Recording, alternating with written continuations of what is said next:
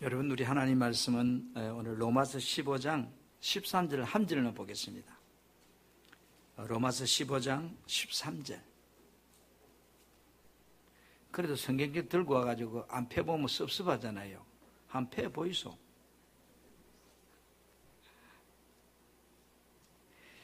로마서 15장 13절 찾았어요? 우리 함께 한번 믿음으로 합독합시다. 시작. 소망의 하나님이 모든 기쁨과 평강을 믿음 안에서 너희에게 충만하게 하사 성령의 능력으로 소망이 넘치게 하시기를 원하노라. 아멘. 여러분, 지난 한 주 잘 계셨어요?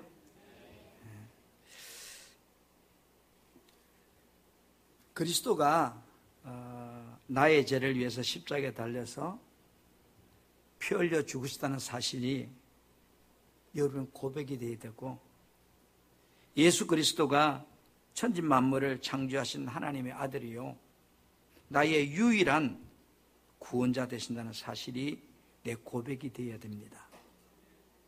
그분은 나를 위해서 피 흘려 죽으신 그 예수로 말미암아 내가 오늘날 구원받았고, 내 인생의 삶이 끝나는 그날 우리는 천국 가게 된다는 것을 내가 확신해야 됩니다. 혹 오늘 이곳에 와 계시지만 이와 같은 사실들이 믿어지지 않는 분이 계신다면 성령님께 이렇게 기도하세요. 나도 이 사실이 믿어지게 도와달라고. 아멘. 하나님의 축복된 그 은혜는 하나님의 자녀들에게만 임하는 겁니다. 한번 이렇게 고백합시다. 나는 예수님 때문에 크게 잘 될 것이요, 이 한 주간도 더 많이 행복할 겁니다. 옆 사람에게 다시 한번 당신의 삶에도 하나님이 개입하시기를 축복합니다. 아멘. 오늘 우리는 로마서 15장 13절을 통해서 소망에 대해서 생각을 해보려고 합니다. 앞으로 여러분과 몇 분에 걸쳐서 이 하나님의 약속이라고 하는 큰 주제를 가지고 하나님이 주신 그 약속 속에 오늘 우리는 소망의 약속을 생각해 보고자 합니다. 성경은, 구약 성경은 히브리어로 기록이 되어 있습니다. 그래서 히브리어 성경의 말을 보면 이 약속이라는 의미가 두 가지 동사로 기록이 되어 있어요. 아마르라고 하는 동사와 다바르라고 하는 히브리 말 동사인데, 하나는 누구누구에게 말하다 이런 뜻이고, 또 하나는 누구누구에게 약속하신 대로 이 말입니다. 그리고 창세기 15장 5절에 보면 하나님이 어느 날 아브라함에게 찾아와서 그렇게 말하죠. 하늘의 무별 셀 수 있나 보아라. 또 그에게 이르시되 내 자손이 이와 같을 것이라 하고 하나님이 아브라함에게 말해 주었습니다. 이게 약속이죠. 그리고 신명기에 가보면 그 후손들에게 하나님이 이렇게 말합니다. 너희 조상 하나님 여호와께서 너희를 현재보다 1000배나 많게 하시고 너희에게 허락한 같이 너희에게 복 주시기를 원하노라. 그러니까 누구누구에게 약속하신 대로 하나님, 다 동일한 이 약속의 의미인데, 여러분, 약속이라는 것은 우선적으로 뭐예요? 말로, 그죠? 서약하는 겁니다. 약속은 항상 미래적인 의미를 가지고 있어요. 그래서 장래를 위한 현재의 어떤 결정 또는 어떤 맹세를 우리는 약속이라고 그래요. 하나님의 약속은요, 상호 협의적인 것이 아니에요. 전적으로 하나님 독자적이고 일방적이에요. 그리고 축복을 선언하고 있어요. 여러분, 성경의 약속은 우리는 본질적으로 그걸 예언이라고 그래요. 예언. 그런데 이 약속에 대한 이행이 반드시 따라오기 있습니다. 어느 날 하루살이와 메뚜기가 함께 놀고 있었어요. 저녁이 이제 가까워오고 어두워지기 시작할 때 메뚜기가 이렇게 말합니다. 하루살이에게, 하루살이야, 오늘은 그만 놀고 내일 만나서 우리 놀자 이랬어요. 그러니까 하루살이가 내일이 뭔데? 물었습니다. 메뚜기는 캄캄한 밤이 지나고 밝은 날이 오는데 그것이 내일이라고 한단다. 하루살이는 이 메뚜기의 말을 듣고 도저히 이해할 수가 없었습니다. 이해가 안 됐습니다. 어느 날 메뚜기는 개구리와 함께 놀게 되었습니다. 개구리는 날씨가 추워지니까 메뚜기야, 그만 놀고 내년에 우리 다시 만나자. 개구리 말을 들은 메뚜기는 내년이 뭔데라고 물었습니다. 그러자 개구리는 추운 겨울이 지나고 따뜻하게 되는 날이 올 때라고 말해 주었습니다. 그러나 메뚜기는 개구리 말을 알아듣지 못했습니다. 내년이 뭔지를 몰랐습니다. 사람들에게 죽음 뒤에는 영생이 있다고 말하면 이 세상밖에 모르는 사람들은 영생이 뭐냐고 말합니다. 그러나 우리들에게는 하나님께 약속하신 영원한 영생의 소망이 기다리고 있습니다. 그 소망이 있게 우리 이 시간 예배하고 하나님을 경외하고 있는 겁니다. 신구약 성경은 하나님께서 인류에게 약속하신 축복들로 넘쳐납니다. 이 약속들은 전 인류에게 대한 약속이기도 하지만 어떤 개인이 이 약속을 받기만 하면 그 내게 주시는 약속도 될 수 있는 겁니다. 성경의 수많은 약속 중에 가장 중요하고 가장 근본이 되는 약속은 여러분 뭘까요? 예수 그리스도를 통해서 속죄로 말미암아 우리에게 주신 구원의 약속입니다. 아멘. 여러분, 우리가 예수를 믿는데 하나님의 약속이 영원 불변한 약속이라고 믿는 이유는 뭘까요? 크게 두 가지예요. 고린도서 1장 18절에 보니까 하나님은 신실하시기 때문이다. 하나님은 변하지 않기 때문이다. 그리고 또 하나님의 약속이 영원 불변한 약속인 이유는 히브리서 16장 18절부터 19절 말씀을 제가 한번 소개를 해볼게요. 여러분은 화면에는 우리 성경을 보시고 제가 쉬운 성경을 해볼게요. 하나님께서는 결코 거짓으로 약속하지 않으시며 거짓 맹세도 하지 않으십니다. 변하지 않는 이 두 사실은 하나님께 피난처를 구하는 우리들에게 용기를 주고 우리가 받은 소망을 붙들 수 있는 힘을 주십니다. 우리가 가진 소망의 영혼의 땅처럼 안전하고 튼튼하여 그 소망을 통해 하늘의 지성 속 커튼을 열고 이 말하면 하나님 나라에 들어가게 되기 때문이라고 번역해 놓고 있습니다. 여러분, 어떤 사람도 하나님께서 정해놓으신 그 예수 그리스도라는 통로를 통해서 들어가기만 하면 하나님의 약속은 누구라도 누릴 수 있게끔 만들어놨습니다. 현대 선교의 아버지라 불리는 윌리엄 캐리는 이런 말을 합니다. 그가 인도 선교를 와가지고 사랑하는 아들을 잃었습니다. 황토병으로. 그리고 사랑하는 아내는 정신병에 걸려서 큰 어려움을 겪었습니다. 그의 일기장에 그는 이런 고백을 적어 내려갑니다. 하나님은 부유하신 분이요 약속에 신실한 분이시다. 내가 이 하나님을 바라보았을 때 모든 근심을 맡길 수가 있었다. 내가 이 인도 땅에서 생명을 잃어버린다 할지라도 나에게 이 고귀한 선교의 사명이 맡겨진 사실만으로도 기쁘고 또 기뻐하리라. 하나님은 윌리엄 캐리가 붙들고 있었던 그 소망의 약속을 놀랍게 윌리엄 캐리를 통해서 이루어 주셨습니다. 오늘날도 여러분, 여러분의 가정이, 우리의 자녀들이, 우리의 교회가, 여러분의 사업장이, 여러분의 인생이 어떤 하나님의 약속을 붙잡고 소망을 가지고 있느냐에 따라서 여러분의 미래는 결정되게 되어 있습니다. 여러분, 저와 여러분의 미래는 하나님께서 약속하신 그 약속만큼 소망이 넘쳐나기 때문입니다. 아멘. 두 가지로 여러분에게 말씀을 전하고 싶은데요. 하나는요, 따로 소망을 주시는 하나님이시다. 누가요? 내가 믿는 하나님. A란 집사가 믿는 하나님이 아니고 오늘 내가 믿는 하나님은 소망을 주신 하나님이시다. 아멘.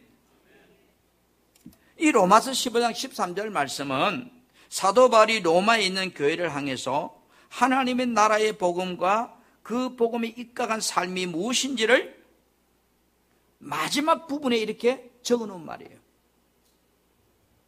로마서 15장 13절 말씀을 제가 다시 봅니다. 소망의 하나님이, 현대의 성경 희망의 원천이 되는 하나님이 이랬어요. 모든 기쁨과 평강을 믿음 안에서 너희에게 충만하게 하사 성령의 능력으로 소망이 넘치게 하시기를 원하노라 이 말이에요. 기도하노라 이 말이에요. 여러분, 사도 바울이 경험한 하나님은 어떤 하나님일까? 그분의 마음은 무엇인지를 로마 교회 성도들에게 바울은 지금 이제 말하고 있습니다. 내가 경험한 하나님은 어떤 하나님이냐는 거죠. 우리들이 하나님께 기도할 때 무엇을 붙잡고 기도해야 되는지를 오늘 바울은 그 답을 이 성경 말씀에서 우리에게 제시하고 있습니다. 현대 성경을 가지고 제가 다시 한번 이 말씀을 읽어드릴게요. 그러므로 나는 희망을 주신 하나님께서 여러분에게 믿음에서 오는 행복과 평화를 넘치게 베풀어 주시기를 기도합니다. 또 여러분 속에 역사하고 성령의 능력을 통해 여러분의 희망으로 넘치게 해주시기를 기도합니다. 우리 사랑하는 성도 여러분, 우리들이 믿고 섬기는 하나님은 어떤 하나님이라고요? 소망을 주시는 하나님. 다시 말하면 희망을 주신 하나님. 내 삶의 소망의 근원이 바로 하나님으로부터 생기게 된다는 그런 뜻이에요. 내가 믿는 하나님은 소망의 근원이고 소망을 부어주시는 그런 하나님이라는 거예요. 많은 사람들이 나름대로 자신의 희망을 가져보겠다고 그렇게 해봅니다. 그래서 성경은 우리들에게 하나님이 없는 삶, 하나님이 없는 곳에는 소망도 꿈도 없다고 말합니다. 나 꿈 있는데요. 대통령 되는 건데요. 장관 되는 건데요. 박사가 되는 건데요. 하나님은 내 인생에 소망의 하나님이시기 때문에 우리들에게 말씀을 통해서 복을 약속해 주고 있습니다. 히브리 11장에 보면 수많은 사람이 등장합니다. 믿음의 주인공들이 소망의 하나님을 바라보면서 그 약속을 받고자 그 약속을 내 것으로 만들기 위해서 붙들고 기도할 때에 그들의 인생 가운데 소망 중에 놀라운 삶의 역사들이 일어난 일들을 소개하고 있습니다. 몇몇 명을 소개해보면 히브리 11장 7절에 노아는 아직 보지 못한 일에 하나님의 경고를 받고 경외함으로 방주를 지었다고. 아브라함은 하나님이 부르실 때에 어디로 가야 될지 갈 바를 알지 못하면서도 부르심 앞에 나아갔다고. 30절에는 믿음으로 7일 동안 여리고성을 도니까 그 견고한 성이 무너졌다고.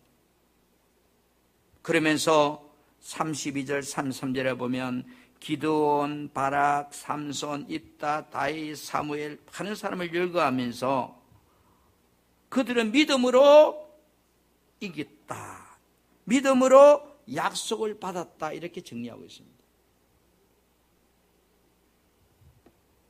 여러분, 우리는 아무 소망도 없던 사람들입니다. 세상 것을 바라보고 그것이 전부인 양 살아가던 그런 인생들이었습니다. 그런 우리가 누구를 통해서인지 모르지만, 어떤 계기인지 모르지만 하나님을 알게 되었고 그 하나님을 믿고 이 자리에 와 있습니다. 내 영혼이 절망과 저주 아래 놓였던 인생에서 이제는 하나님의 그 약속, 아담과 하와가 범죄했을 때에 가죽옷을 지어 입으시던 그 상징적인 하나님의 약속이 때가 참에 이 땅에 예수 그리스도를 보내주시고 그 예수를 내가 믿음으로 이제는 구원의 길이 내 인생에 영원한 소망을 가지고 살아가는 그런 인생이 되었습니다.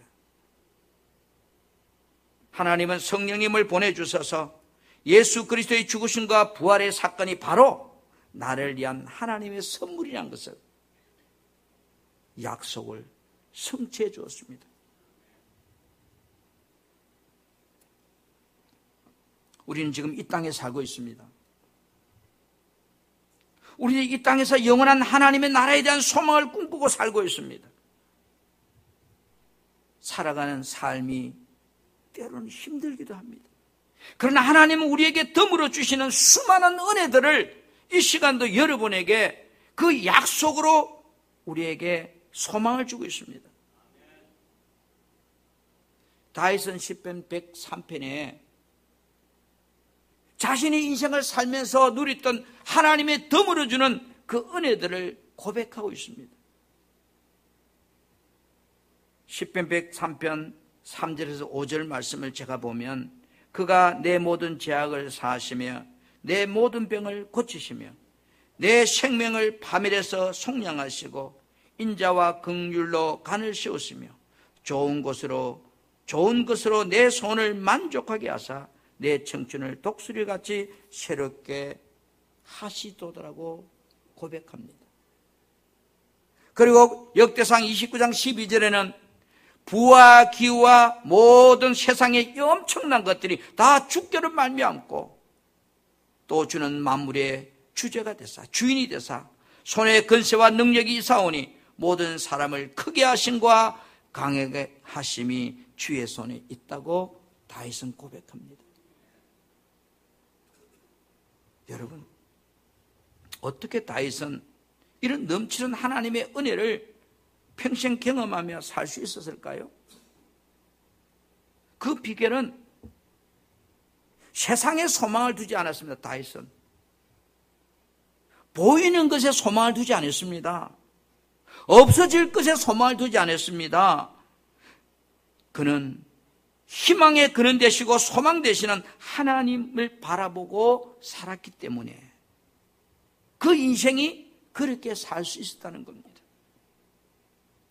시편 71편에 다윗은 이렇게 고백합니다. 주 여호와여, 주는 나의 소망이시오매 내가 어릴 때부터 신뢰한 이시라고. 사람들은 희망을 잃고 방황하는 이유는 무엇 때문일까? 한번 생각해 봤어요. 하나님께 소망을 두지 않고 세상적인 것들에 소망을 두었기 때문에 그 세상의 소망이 사라지면 어때요? 낙심하고 좌절하고 절망합니다.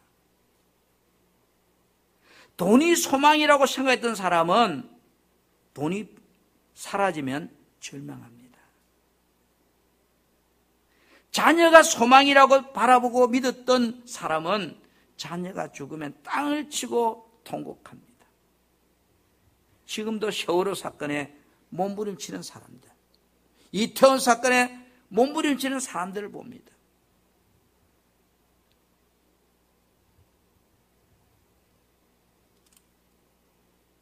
절망하지 않는 사람이 있을까요?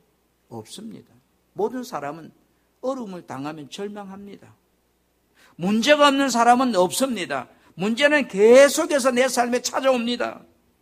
그러나 소망을 하나님께 두고 사는 사람은 낙심할 일이 생겨도 여러분 소망이 그것이 아니기 때문에 다시 흔들리가도 다시 일어서는 겁니다. 저는 제가 제일 좋아하는 인형이 있습니다. 오뚜기입니다. 강대상에 이 오뚜기는 항상 나에게 힘을 줍니다. 물론 하나님 힘을 주시지만 아무리 끄떡끄떡 해도 시간 지나면 뭐요? 나를 똑바로 보고 나보고 이렇게 말합니다. 똑바로 서. 왜요? 오뚜기의 중심에는 무게가 어디 있어요? 밑에 있기 때문에. 우리는 흔들릴 수 있습니다. 좌절할 수 있습니다. 낙심할 수 있다고요. 그런 게 없으면 로봇이지요. 인간이 아니지요. 그러나 흔들리다가도 낙심하다가도 다시 일어설 수 있는 다윗처럼 그렇게 살 수 있는 비결이 오늘 다윗은 말합니다. 내가 소망을 하나님께 두었기 때문이라고요.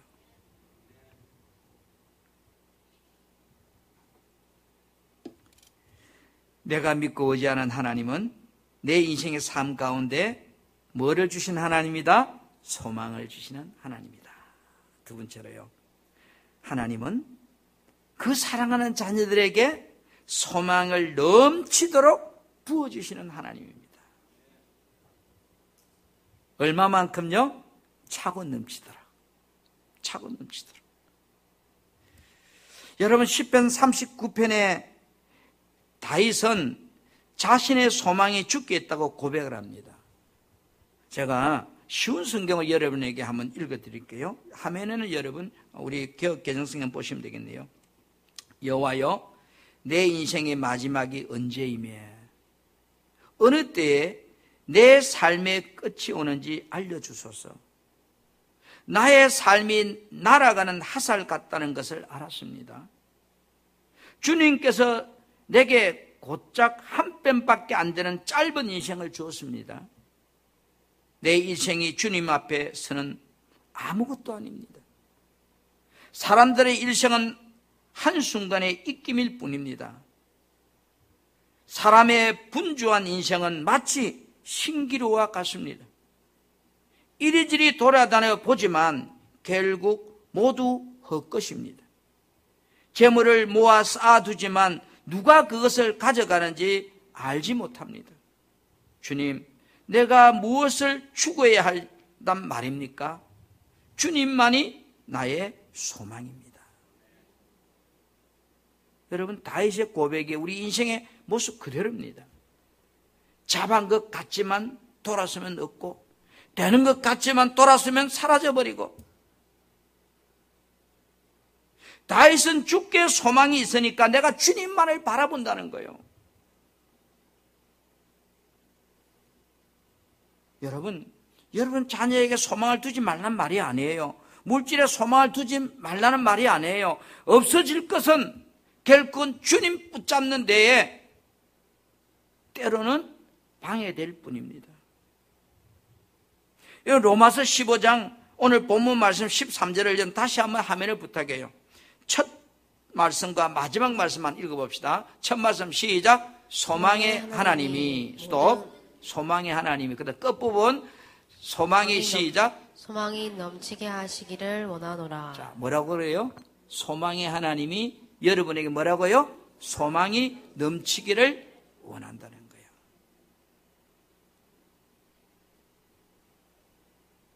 제가 믿고 의지하는 하나님,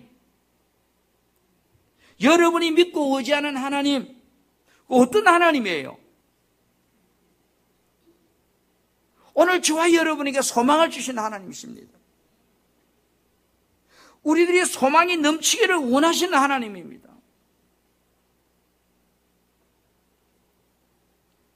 하나님의 자녀된 저와 여러분들이 세상이라고 하는 조그마한 환경 때문에 소망을 잃고 산다면 하나님께서 얼마나 마음을 아파하실까?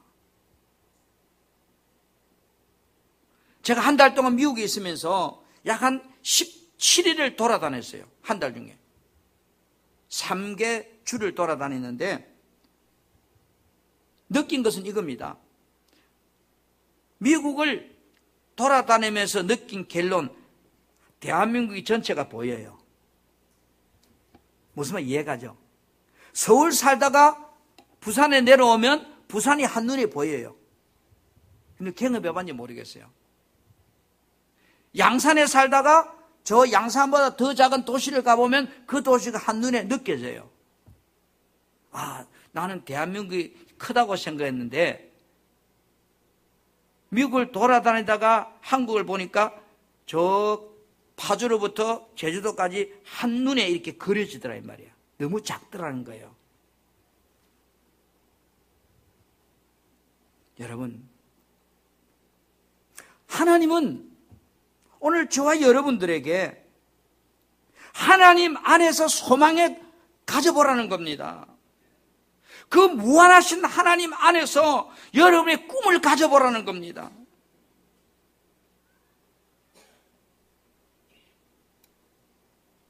여러분의 자녀들이 절망 속에 살고 있는 모습을 보면 그 모습을 바라보는 부모의 마음이 너무 아프지 않습니까?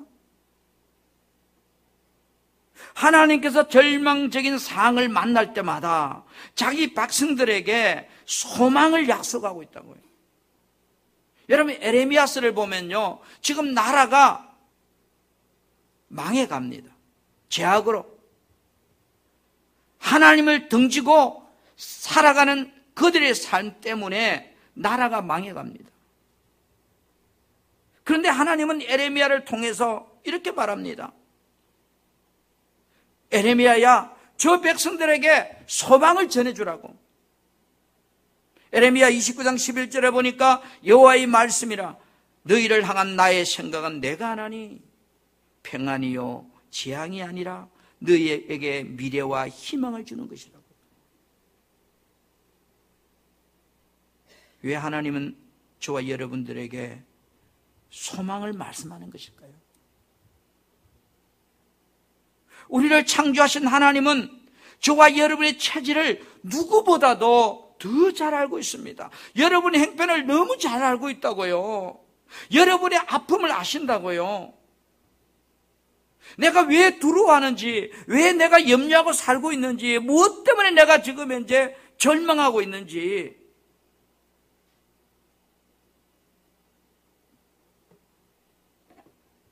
여러분, 한국말로는 사람을 사람이라고 그래요.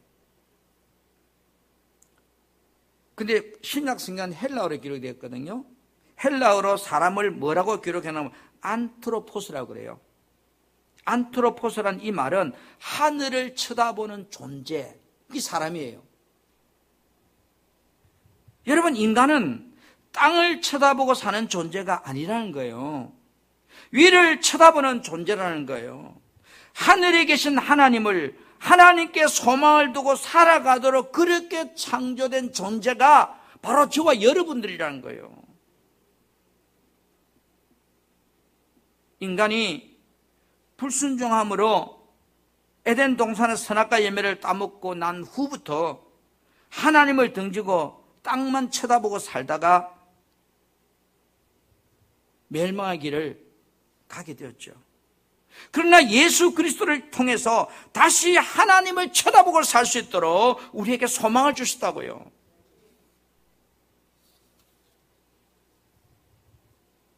인간을 연구하는 학자들은 인간에게 정말로 필요한 것이 무엇일까? 그들이 찾아보니까 소망이더래요. 우리가 잘 아는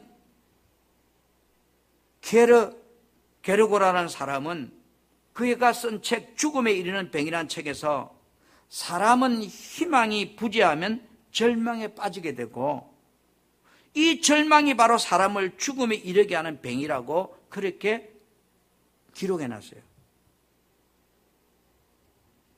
우리의 체질은 나보다 어쩌면 하나님이 더 잘 아셔요. 내 행편을 나보다 어쩌면 주님이 더 잘 아시고 계세요. 내가 왜 슬퍼하고 내가 왜 힘들어하고 내가 왜 고난 속에서 지금 이제 아파하는지를, 무엇 때문에 내가 힘든지를.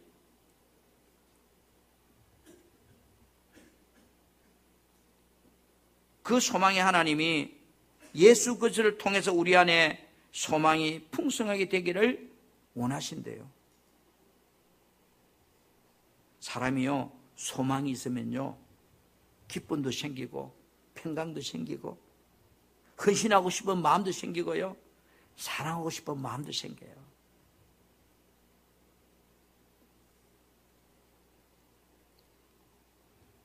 사도 바울은 빌립보 감옥에서 정말로 고통 속에서요, 낙심하지 않고 절망하지 않고 하나님을 향하여 찬양하고 기도할 수 있었던 그 힘은 무엇일까?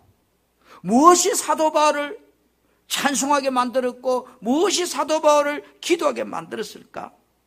그 비결은 하나님이 약속을 붙잡고 하나님을 바라보는 그 소망이 그를 그렇게 만들었습니다. 바울은 소망을 가지고 찬양하고 기도할 때에 그를 붙들고 있던 옥문이 열려졌습니다. 저는 여러분이 믿는 하나님을 붙잡고 소망을 가지고 기도함을 통해서 여러분을 붙잡고 있는 옥문 같은 사슬들이 열려지기를 축복합니다. 여러분을 괴롭히는 인생의 문제들이 해결되기를 축복합니다.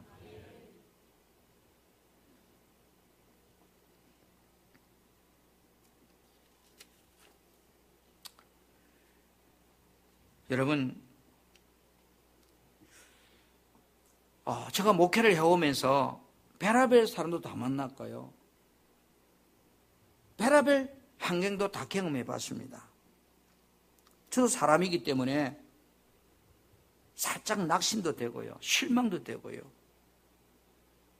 그때마다 제가 고백하는 성경 구절이 있습니다. 로마서 8장 18절 말씀. 현재의 고난은 장차 우리에게 나타날 영광과 비교할 수 없다. 주님이 나에게 준비하신 그 영광과 이 고난은 비교가 안 된다. 그러면서 로마서 8장 28절 말씀, 우리가 알거니와 하나님을 사랑하는 자 곧 그 뜻대로 부르심을 입은 자들에게는 모든 것이 합력하여 선의를 이루니라.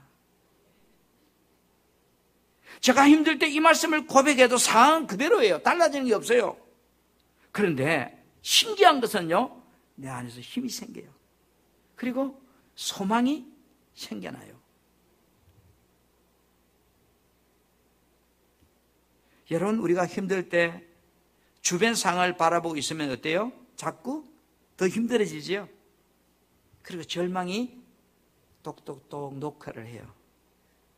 힘들 때 여러분, 땅을 바라보지 말고 하늘의 하나님을 한번 바라보시길 바랍니다. 소망의 주님을 바라보시길 바랍니다. 하나님은 소망을 넘치도록 부어주시는 분이래요. 아멘. 내가 믿고 기도하는 그 하나님은 소망의 하나님이요, 우리들이 소망으로 충만하기를 원하신다고 말씀하신 하나님, 이 사실을 내가 믿는다면 여러분, 내가 반드시 해야 될 일이 있습니다. 오늘 말씀을 다시 보면 로마서 15장 13절에 소망의 하나님이 모든 기쁨과 평강을 믿음 안에서 너희에게 충만하게, 믿음이란 단어, 믿음 안에서 소망입니다. 그리고 성령의 능력으로 소망을 넘치게 하신다. 두 단어, 믿음이란 말과 성령의 능력이란 말. 소망이 넘쳐나게 하는 것은 성령의 능력으로 된다는 거예요. 그러면 우리는 이 소망의 능력을 넘쳐나게 하기 위해서 뭐 해야 돼요? 성령 충만을 구해야 된다는 거예요. 쉽게 말해 기도해야 된다는 거예요. 힘들면 기도하라는 거예요. 낙심되면 기도하라는 거예요. 인생의 문제가 꼬이면 기도하라는 거예요. 내 삶에 고난이 찾아왔으면 기도하라는 거예요. 왜? 그러면 소망의 하나님께서 어떻게 한다고요? 소망이 넘치나게 해주신다면 그 인생의 문제가 해결되게 해주신다는 거예요. 우리는 육신을 입고 살아가는 연약한 존재입니다. 별것 아닌 것 문제 가지고도 낙심하고 시험 들고요, 넘어지고요, 짜증나고요, 말 한마디에 실족하고요, 지나놓고 보면 아무것도 아닌데 누가 야 했다고 시험 들어가지고요. 그럼 하면 되잖아요.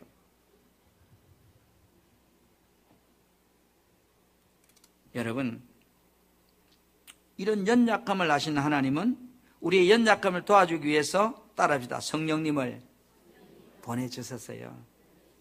로마서 8장 26절에 성령도 우리의 연약함을 도우시나니. 여러분, 우리 연약한 존재를 아신다니까 하나님이. 걱정하지 마세요. 우리들이 예수 그리스도를 나의 구주로 나의 주님으로 영접할 때 하나님께서 이미 성령을 여러분의 선물로 보내주셨고 지금 여러분 안에 그분이 와 계십니다.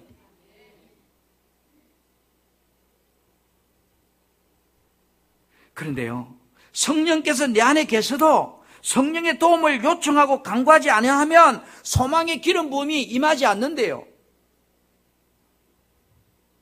마치 여러분에게 통장에 돈이 수억이 있어도 그 돈을 꺼내서 여러분이 사고 싶은 걸 사야만이 누리는 거잖아요. 통장에 돈이 있으면 아무리 많이 있어도 그 돈을 꺼내 쓰지 않는 사람은 여전히 가난한 사람이잖아요. 여러분이 구원받고 여러분 안에 그 소망의 하나님이 성령으로 와 계신다니까요. 그분을, 내 안으로 와 계신 그분을 내 삶에 꺼내세요. 내 인생에 개입하도록 꺼내세요. 그걸 갖다 기름 부음이라고 그래요. 삶이 힘들게 될 때, 어려움을 당하게 될 때, 심령이 절망으로 찾아올 때, 속이 상할 때, 내 삶에 성령을 부어주시라고 그 소망의 하나님 앞에 내가 믿음을 가지고 구하라는 겁니다. 아멘. 여러분, 사도행전 2장 17절 우리가 잘 아는 말씀이잖아요. 말세에 내가 내 영을 모든 육체에 부어주리니 너희 자녀들은 영원할 것이고 너희 젊은이들은 환상을 보고 너희 늙은이들은 꿈을 꾸리라. 성령 충만하면 꿈 꾼대요. 에베소 교회를 향해서 에베소장 18절에 성령 충만을 받으러 가듯이 오늘 우리 풍성한 교회를 향하여서 주님은 말합니다. 성령 충만을 받으라고.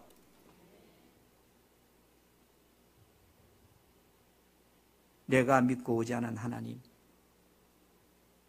희망을 주신 하나님, 내가 그분을 바라고 그 약속을 믿는 자에게 성령의 능력으로 소망이 넘치게 하기를 원하신다고 하는 하나님,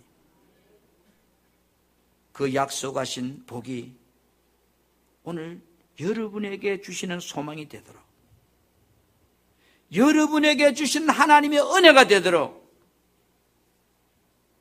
간구할 수 있는 여러분의 삶이 되기를 축복합니다. 혹시 약속이 실패한 것처럼 보여도 포기하지 마십시오. 왜요? 여호수아 21장 45절에 보니까 여호와께서 이스라엘 족속에 말씀하신 선한 말씀이 하나도 남음이 없이 다 응하였더라 했습니다. 하나도 남음이 없이 다 응답하셨더라.